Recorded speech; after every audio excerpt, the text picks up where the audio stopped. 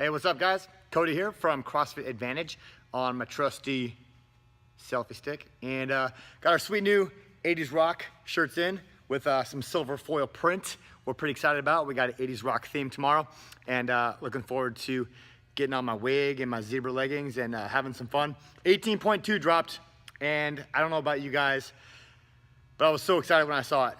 I'm not gonna lie, I think this is the most fun open workout we've ever seen. It's a 12-minute window, and in that 12 minutes, you have potentially 2 separate workouts in that window. And workout 1, obviously, the dumbbell squats and burpees over the bar. In the remaining time, you're going to establish a 1 rep max clean. A couple things that jump out at us. First of all, we want to be pretty prepared for this physically and metabolically and kind of mindset-wise. It's a different mindset game than other workouts that we've seen in the open, okay? So first thing here is our warm-up from Dr. Jim. And what we're gonna do is we're gonna work through a 300-meter row. And the main focus of this row, we're not really in a hurry. We're gonna move with a purpose, but not too fast. Focus on deep and organized breathing. Get control of your breath. Nice big exhale. Squeeze the diaphragm at the end of that exhale. Get that CO2 out and just get control of your breathing. This is a workout that's gonna get people pretty excited. Heart rates are gonna be up 10 beats per minute just walking into the gym because it's gonna be exciting and frantic. And we wanna just calm down, relax, get control of our breathing with some movement on that rower, okay? Then we're gonna move on to some prep with some ankle stretches, some banded monster walks, and some goblet squats before doing any warm-ups of the clean.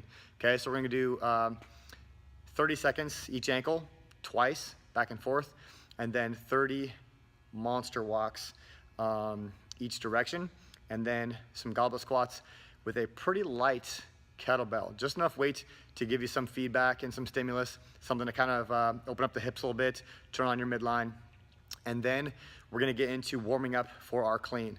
We wanna build to the weight that we wanna open with, okay? So our planned first rep, we wanna build to around there. Now, some of you guys that know yourself pretty well, you're gonna wanna build maybe a little heavier than that so that when you have that first fatigued rep, it feels light in your hands. And some of you are not gonna wanna waste any heavy reps in your warm-up, and you're gonna hit, so maybe build to a little bit lower than your opener, but build somewhere around that opener is gonna help you out. If you look at Noah and Patrick, they had their opener at about 60% of their 1 rep max. Main difference between those guys and maybe what we're gonna see is they had a lot more time at the barbell. They finished the workout really quick, just over 4 minutes. That gave them 8 minutes to start working on their cleans. For most of us mortals, we're gonna have a lot less time at the bar, and you're looking at 2, 3, 4 if you're lucky attempts at that barbell, okay? So building to that starting weight in the warm-up is gonna be really helpful. As we're building to that starting weight, also continuing to get some more of the banded monster walks in, the ankle stretches, the goblet squats. We've been doing those quite a bit lately, so if you know that 1 or 2 of those really help you feel good before hitting some below parallel work, spend some more time on that between cleans. You'll be looking pretty good. We also really recommend that you practice the skill of this burpee. We've been doing it quite a bit since we had the teaser of 18.0 with the feet moving together on the way in, on the way out, and over for the burpees. But you can't afford any no reps on the burpees in this workout because they're gonna catch up real quick anyways. And since you have to return back to the bar, back to the other side of the bar, it's gonna be too expensive. You're looking at a 4 to 12 second setback if you no rep a burpee, kind of depending on how much you let it affect you mentally. So don't no rep your burpee. Make sure you're very deliberate with your footwork on that movement, okay? Obviously you don't want any no reps on the squats either, but that's just another second or 2 of work, and then you're back on track. Not a huge deal, but we really can't afford any no reps on those burpees, okay? The big thing with the squats, especially for a lot of our athletes maybe hitting the open for the first time, is gonna be the depth of that squat. So you gotta make sure you're spending some extra time getting prepared, getting those hips and ankles ready to go for that squat so you can hit that bottom position. As you saw with the guy that did the workout before Noah and Patrick did, in the announcement, got a ton of no reps on the squats because of missed depth. And every time you miss a rep on those squats, it's gonna mentally just accumulate in a negative way, and we don't want that, okay? So if you have to be deliberate, maybe even take a break in between to make sure we're not getting any no reps on the squats, that's what we're gonna do. For most of us, once you get those dumbbells up, you're not putting them down until you're done with that set. The work time is too short, and you're gonna wanna find a way to push through and finish those guys, okay?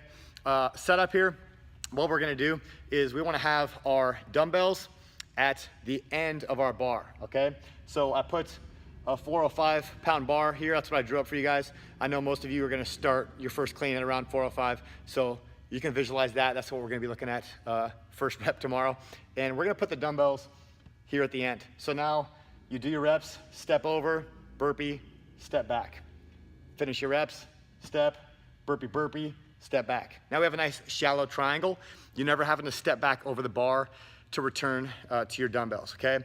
There are 19 transitions in the first part of the workout, and if you can save yourself 2 seconds every transition, you're looking at a lot of time saved that was just wasted walking around, okay? So get to your implement, start moving, and we're gonna set you up for success in our setup that way, okay? Pacing wise, what we're recommending, it's really general, it's really vague, but you really need to have crisp, fast transitions on rounds 1 through 7. That's the key. Get to it and start moving. Get to it, start moving. The reps are small. You can always do 7 of either movement pretty quickly. You have to attack those and be crisp. That's half of the work. 8, 9, 10 is half of the reps. So don't get through the 5s and tell yourself that you're halfway done. You still have a lot of work to do, and that's all right. That's what we're here for. Just mentally be prepared for the halfway mark when you're done with 7. So rounds 1 through 7, our main objective is crisp transitions and moving with a purpose on our work reps. Rounds 8, 9, and 10, our main objective here is maintaining pace, especially on the burpees. 8, 9, and 10, for a lot of folks, especially you're already fatigued, they're gonna wanna be sloppy. And remember, you can't be sloppy on these. You have to be crisp with the footwork and with that jump over, so you have to be deliberate with that, stay organized, and maintain that pace. Get to your dumbbells, pick them up. You're never gonna miss a rep there. Just attack those and we're gonna be okay, all right? So again, 1 through 7, it's all about transitions. 8, 9, 10, it's all about maintaining pace, especially on the burpees, okay? Now this is 2 workouts, so you have to decide what your priority is. If you're an individual who's looking to place as high as you can, maybe move on to that next level, masters, teen, individual, regionals, obviously you have to do really, really well at both. Now, you're gonna be hurt more by your worst performance than you will be rewarded for your best. So you have to look at which one is going to be your least good or your worst of the 2, and make sure that you can maximize your output there to help you on that leaderboard. The open is all about being well-rounded and minimizing weaknesses, okay? Now, if you're an athlete that your main objective is to have fun, work hard, get sweaty, lift some weights, perfect. This workout is for you. It's gonna be a really good time. Just have fun with either one. Attack it any way you want to. Just know that those lifts, when you get to them, are gonna feel a little bit different than they felt in warm-ups, because you're gonna come in pretty fatigued, okay? Now, for a lot of us, we're looking at this workout and we're like, hey, I can really attack one of these, but the other one's gonna be tough. You know, no matter how you're built, one of these probably looks more appealing than the other, and that's fine. If you're someone that's maybe gonna contribute to your team score and you want to hold back on one and attack the other, that's fine. Just know that that's gonna affect your individual performance quite a bit on the leaderboard, right? The other thing too is if you're gonna hold back on the first part to get a big clean, it's really difficult because you take away a lot of your time to lift. Okay, so those guys finished in about 4 minutes. A lot of the folks here that dry ran it were finishing in 7, 8, 9, 10, 11 minutes. So you're looking at a lot less attempts at that clean, and you're still gonna be fatigued even if it takes you 10 minutes, okay? So just kind of get your mind wrapped around that you need to attack both or I guess choose one to attack more than the other. Just kind of decide what you want to get out of this, and make sure it's as hard and fun as you want it to be, because this is a really cool workout and you guys are gonna really like it. It's kind of chaotic. There's a lot going on. Everybody's experience with this workout is gonna be different. No two versions of this are gonna look the same, and that's kind of exciting to us. So that's kind of the big stuff, guys. Practice the burpees with the footwork. Make sure your setup is tight. Be prepared for quick transitions on the first 7 rounds, maintaining your pace on the next 3 rounds. And then when it's time to lift, you're looking at kind of plan on your last attempt being at about the 11:40 mark and kind of back off from there, okay? Noah and Patrick both took 5 attempts. They both missed 1 as well. You're looking at probably 2 or 3, 4 if you're lucky attempts. You're gonna wanna have enough rest time in between that you can be ready to lift again, right? There's no points for how many cleans you get in. The score here is load, so set yourself up for success for smart jumps that you can make and hit a big lift. Finishing up in around 90, 95% range is a really great goal. We might have some folks hit a PR in this, hard to say, but shooting for that 90, 95% range is gonna be a really smart play, and we're kind of suggesting a lot of folks look at that. Noah and Patrick started at about 60% of their max as their opener.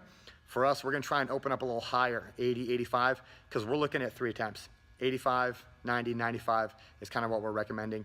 And again, that's gonna be based off a lot of things.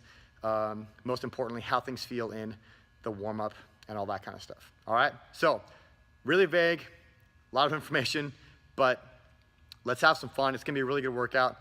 We'll see you guys tomorrow to attack this thing. If you have any questions, shoot me an email, a text, maybe a MySpace message, I don't know, and we'll attack this thing. All right, guys, see you tomorrow.